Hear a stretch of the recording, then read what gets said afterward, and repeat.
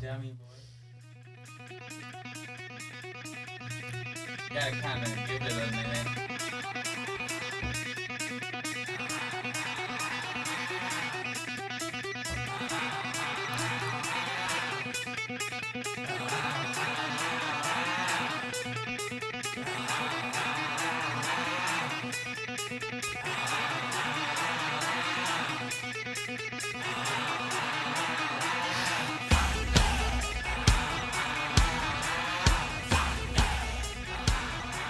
Well, today we have a very special episode of Women in Business, and we are professionals today in the podcast studio. I have the very beautiful Zakira Malloy. Hi. Welcome, Zakira. Thank you for having me. This is episode 15 of Women in Business. And so this is special because Zakira is a woman in business supporting a woman in business. So Zakira is my office manager, administrative assistant. What else do you do? A little bit of everything, right? Yeah.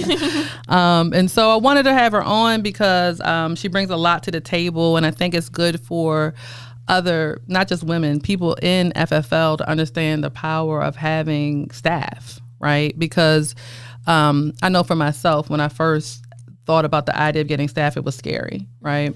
But when you are able to, we make pretty great money here. Yeah. And we have the ability to, most of us, if we work hard enough, we have the ability to be able to support at least one staff person. Yeah. And what it does as an agent, it takes a lot off my plate.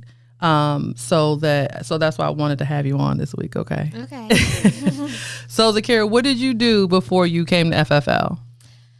A lot of different things. I worked at a food restaurant, I worked at urgent care, and I worked at a pharmacy. Okay. So no insurance background? No. Okay. And what was it about FFL that you were like, I want to work there?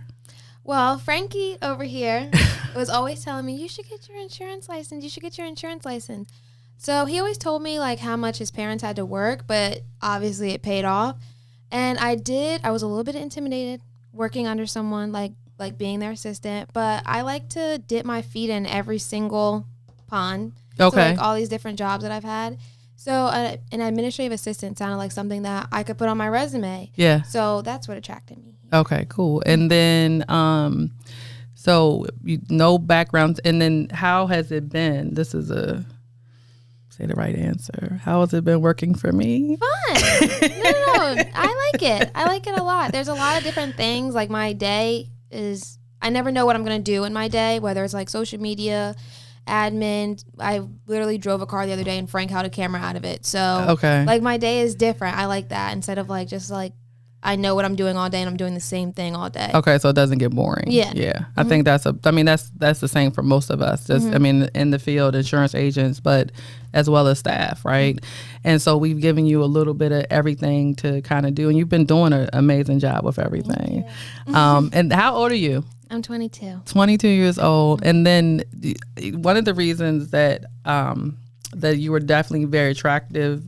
You're beautiful. That's not what I mean. What was very attractive to me is that you worked at Chick-fil-A for years, right? So I know most time I go to, lately it's been a little hit or miss, but normally when you go to Chick-fil-A, get great service, and it doesn't seem like they probably hire everybody to work at Chick-fil-A, right? You have to have a certain, what's the kind of background you have to work at Chick-fil-A? I wouldn't say you have to have a certain background, but your interview definitely has to be like impressive. Okay. Because they do hire a lot of people, like it's like their first job thing, but they're definitely like you go through multiple interviews. Like you'll have one with like a regular manager, then like a general manager, and then the owner will come in and talk to you and your parents if you're like underage. Yeah. Really? Yeah. Okay. So like every step of the way, like your personality has to be like on you and your parents. Yeah. If you're under 18. He brings in your parents.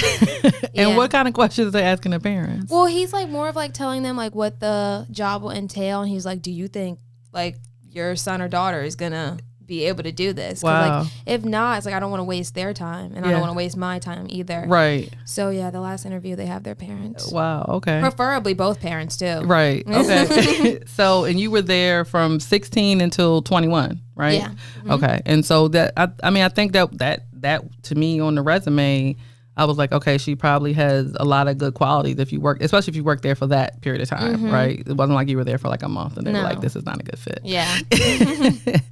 And then, so since you've been here, I know your eyes have been opened just to the insurance industry, right? And so I guess it's good for someone from the outside looking in. Like, what do you see? Like, what about insurance looks, I guess, attractive to you, life insurance? Because you've already you went through class, right? And you're going to get a license. Yeah. Okay. So what about insurance is attractive to a 21-year-old? Because I know at 21 years old, life insurance was the very last thing on my mind. Yeah. I see how hard you guys work, and that's definitely a little bit intimidating, but I definitely see the payoff as well. So I see the payoff, and then like I said, you guys have fun. And like live dials, like everyone's on there like laughing, you're joking. So it's like it's fun. Like it's not all work and no play. So that's definitely something that I would want in like my future. Like I don't want something that's too serious. Like that's what I came from. Like strict. I have so much more fun here, and I get paid more here. Oh, so, okay. I get paid more to have fun. So it's just like I want something where I don't have to be so stressed all the time. Like I know it's serious. Yeah. But you can have fun. Like a lot of jobs are just like, no, like come to work, do what you're paid for, and go home. Like, right. It's like no side business. So that's definitely attractive to me. Okay. And then what would you say for someone, so if you were speaking to someone that never had staff, right? Mm-hmm. What would you say that person, what kind of personality traits would the staff person need to have in order to be successful as a support staff person? Of course, responsible. Independent, because I know a lot of times like you were saying before, like with other people, like you would have to check in on them, and like they just don't take initiative. They have to have initiative. They don't need to like call you every second of the day because you guys are busy.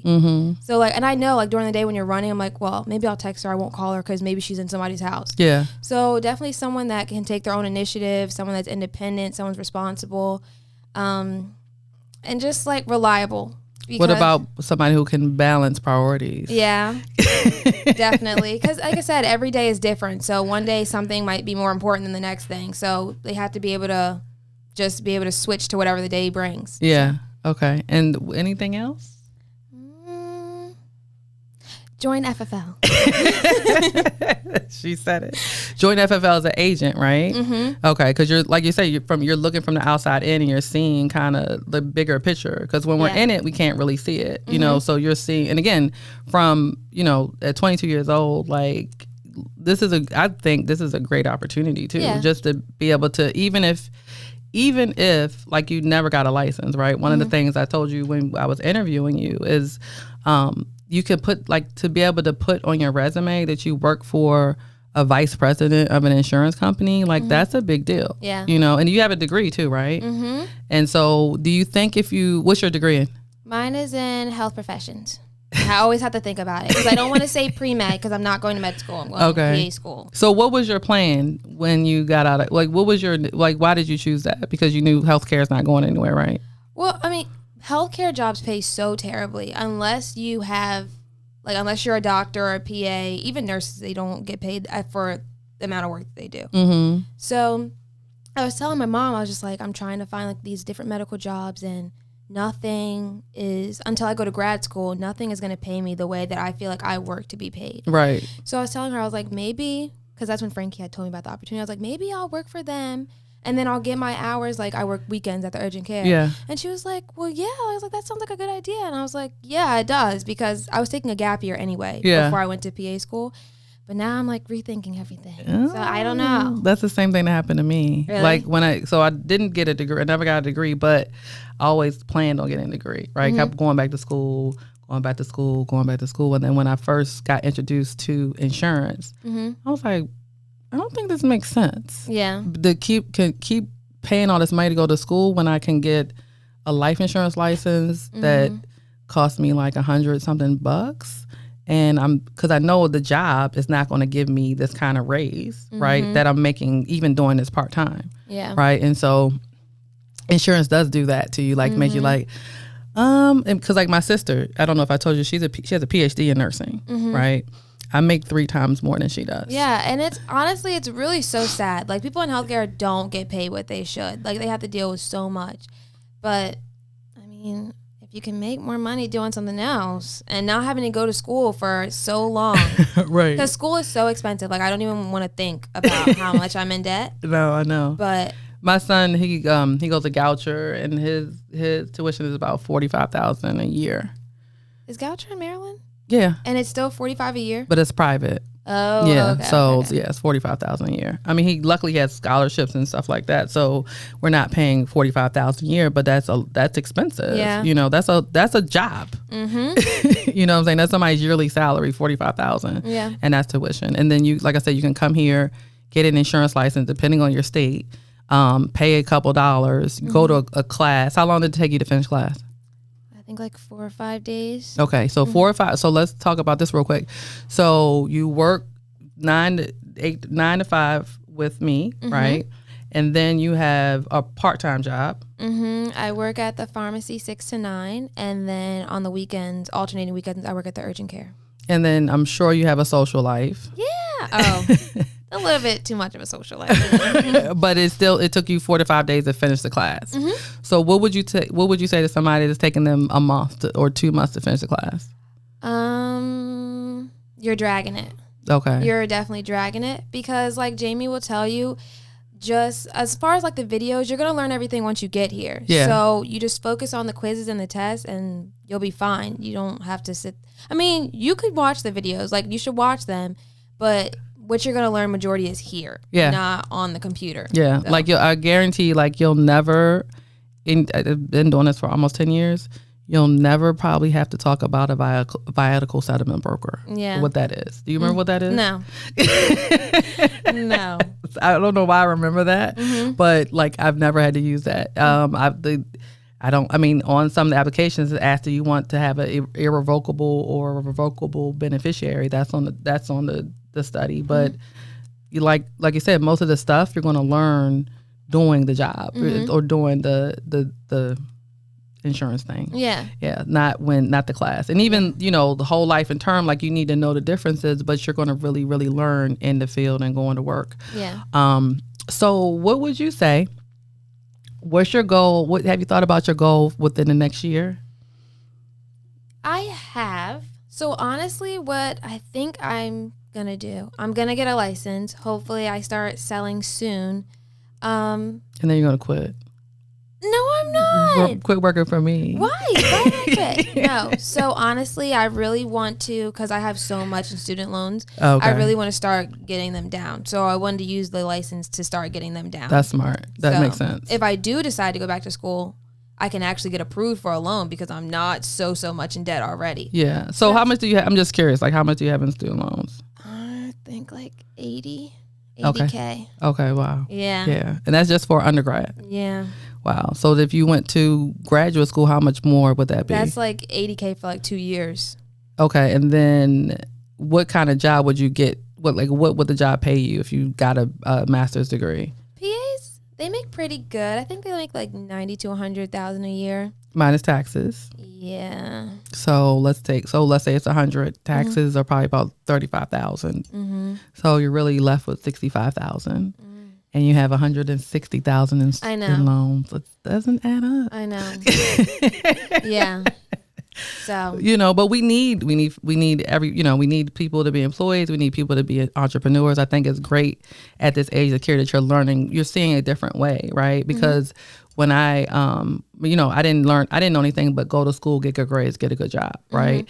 And so that's why I kept trying to go back to school and get my degree because that's what I was taught, right? But here I am, 10 years into the game. And if I would have known what I would be so much further ahead, right? Even learning about how business owners get paid and like tax breaks you get as a business owner, like it's completely different than what most people are taught, right? And the crazy part about it, in the early 1900s is when like before the 1900s, most people were business owners, Yeah. right? And then the industrial age started, and that's when the country switched from being business owners to employees. Mm-hmm. And so now, because of COVID, we're starting to kind of make that transition again over to being a business owner, right? So it's funny how history repeats itself. Yeah. But I think you're in a great spot to be able to like make it, you can figure out what you want to do when you grow up, right? Yeah. And you're around a lot of people that can help you see a bigger vision than, probably what you saw before. Yeah. Is that true? Yeah. So, Yeah. That's like all my parents ever said, like just finish college and become a doctor or something in that field. Cause like my parents, they had it rough. So like they had us really young. Okay. So it was like my dad had 5 kids. My mom had 3, all by like the age of like 23. Wow. So it was rough. Okay. So they were just like, don't follow behind us. Like go to school, go to school, go to school. And then when you're done, he was like, you won't have to worry about the things that we did.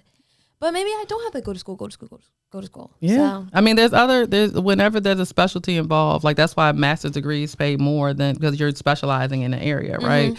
And so with a life insurance license, you're super specialized. And depending on the company you work for, you can make more than a doctor, yeah. more than a physician assistant with a whole lot less student loans. Yeah. I know. So any closing thoughts, Zakira? Join FFL. And if somebody wanted to, I don't know, get more information from you, how would they get in touch with you? You can follow me on Instagram and DM me. I think my username is like KM0NET_. Say it again. KM0NET_. Okay, and I'm like her big sister aunt thing, so don't those boys leave her alone because she's beautiful, and we don't want to get all kind of random inboxes, right? No, yeah. But if you wanted to learn more about FFL, Zakira can definitely help you and show you, and I'm sure once you get your license, you're probably going to want to build a team at some point, right? Maybe after the conversation we just had. Okay. So that's all we got, ladies and gentlemen. Thank you for joining us today on Women in Business Wednesdays, episode 15. And we'll be back here next Wednesday. Thank you, Zakira. Bye. That was good.